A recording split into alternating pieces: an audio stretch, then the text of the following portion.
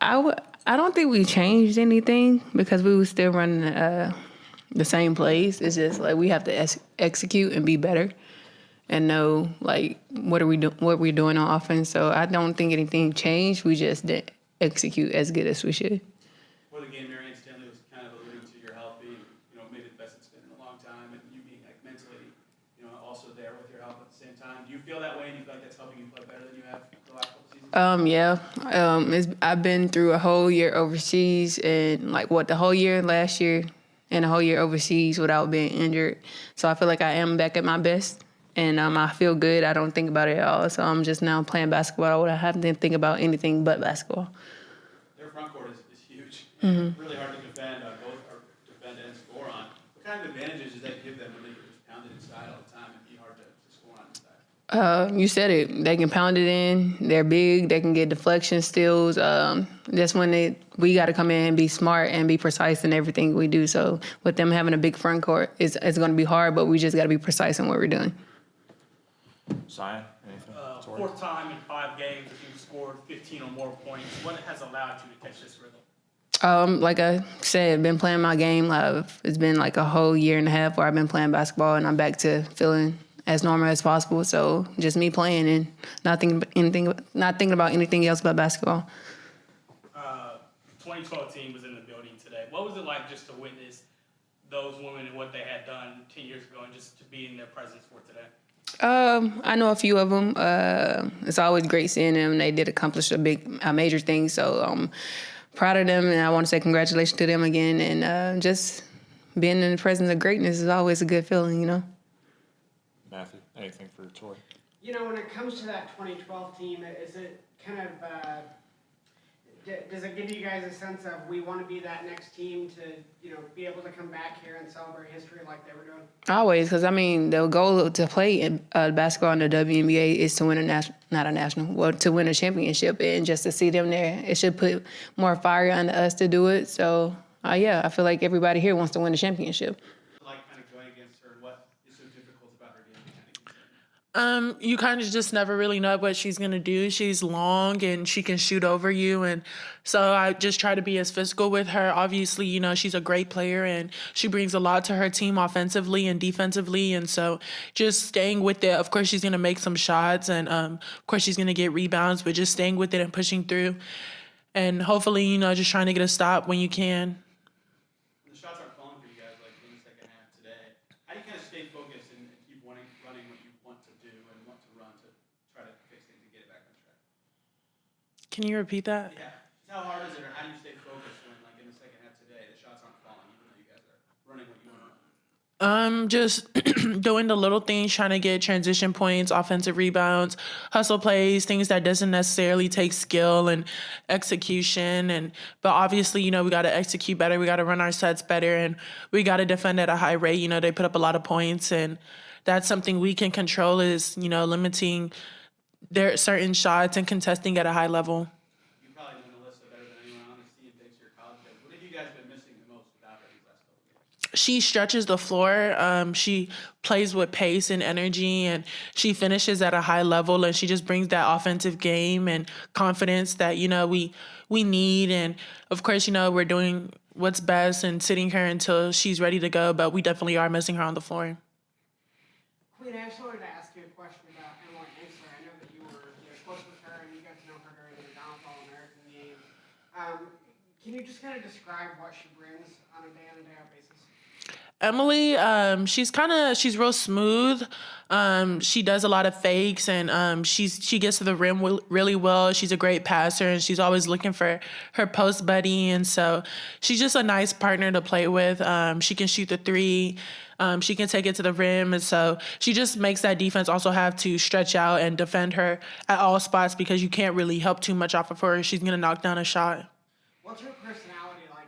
I talked to some people who said that, her confidence hasn't always been there. She hasn't always kind of believed in herself and believed in her own ability. Do you think she's doing that now? Yeah, obviously she's getting more burn, and you can see her growing into who she wants to be on the floor. She still struggles here and there, as we all do, being rookies, but it's something that's going to get there and it's going to click for her. And when it does, she's going to be a great player.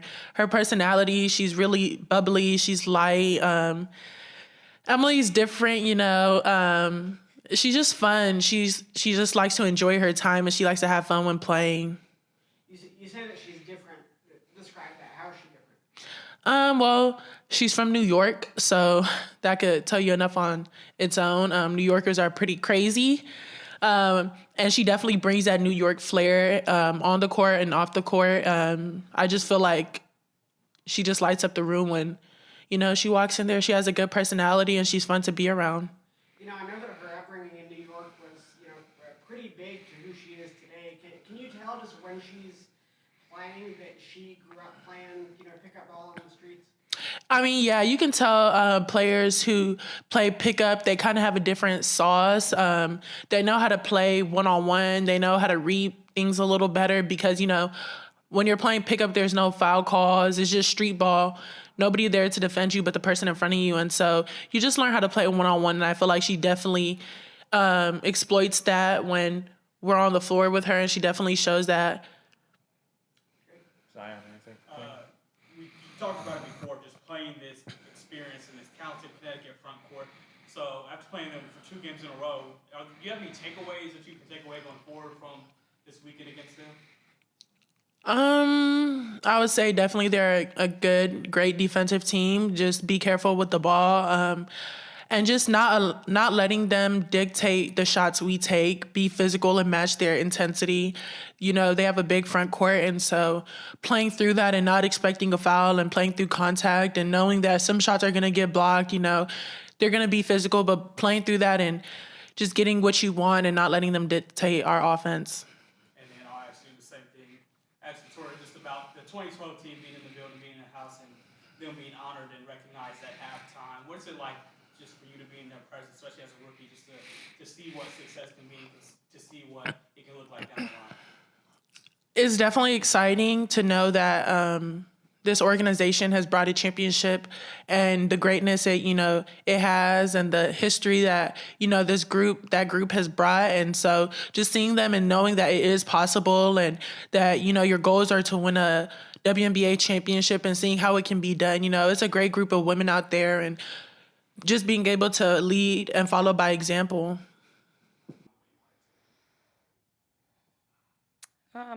Shots pretty much just not falling, and we could guess about why, but I really don't have a real solution. Just a little bit frustrating because I think we got a lot of makeable shots and they just weren't falling. The one area that was improved and it needs to be just like this is our free throws were good. First of all, getting to the line, so we're a little more aggressive, which is a good sign. And then making free throws. They a lot of times can keep you in a game when other things aren't going well, So I was happy with that. But, Connecticut showed its experience today, and they played the big lineup a lot, which is going to give a lot of people trouble. We had some difficulty handling it, but, you just got to tip your hat to them. They shot the ball well, And on a night when we were struggling offensively, it just made it tough. The gap between us just kept getting bigger. And As the coach, how do you kind of decide when they're getting to the line like you want, they're getting shots you need to adjust, or do you just keep doing like you're doing and those shots will eventually fall? How do you kind of think about that in your head during the game? well, sometimes it's personnel adjustments, substitutions. Sometimes it's maybe going to a different offensive package of what you're running. We just seem to struggle with getting in a rhythm today. And, it's a shame. I mean, another, decent, bright spot for us was that we got, 28 points out of our bench. So we're being productive. We're playing a lot of people. And, it's all valuable experience. And I just got to hang my hat on that. We're getting the kind of experience against quality opponents that we need to be better, to grow, and to learn. And, the difficult part is just, to just try to stay, level-headed through when it's difficult, because it is difficult, I'm disappointed for our players because I know they want to win badly and they're working hard. That's not an issue. But there are no easy ones on the schedule, and it's just tough. And we'll be disappointed for 24 hours, and then we'll flush this and be ready to go against Chicago. You know anything more this time about Elena Coatney and how she's feeling after getting hurt during that? Yeah, she's okay. In the locker room afterwards, she said, "Coach, I'm good. I'm fine."